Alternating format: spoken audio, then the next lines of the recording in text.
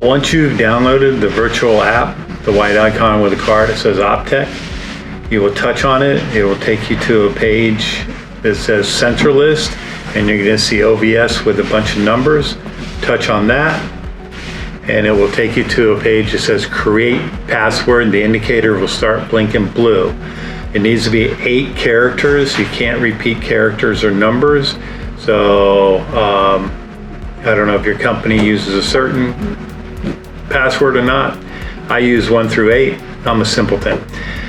So it'll take you to sensor info. You can name the sensor, and you can do the location if you want, installation, and then it takes you to application page.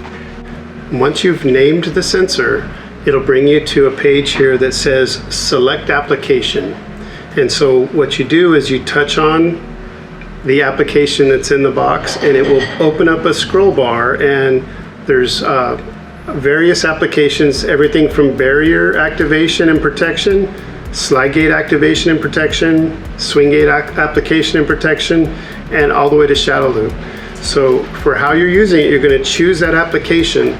Now, when it's looking for either 45 degree or 90, depends on how the sensor is looking at vehicles. So once you choose that, then you hit completed to lock it into place. Then you hit the next button, and that brings you to the range. Same thing with the range. You touch on the number, it opens up a scroll bar, and then choose the distance that best fits that application. Make sure you're not sensing something on the other side of the lane. When you're angled away from the gate, the more distance the better, as long as the space is open. And now that you've chosen the distance, if the space is clear with no vehicles or people, you can hit calibrate and next. It says, are you sure? Hit OK. It then gives you a warning, do not stand or walk in front of the sensor.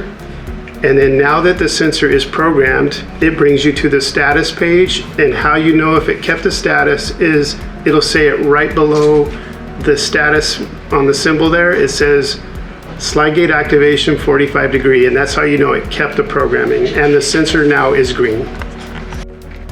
So once the sensor is programmed, it's going to bring you to a page that says status at the top middle. It also is a little heartbeat symbol in the bottom left of your screen. On this one, it can show you detection sensor status, whether it's in detection or not. And there's a way to make it audible as well for your phone if it's in detection while you're doing your testing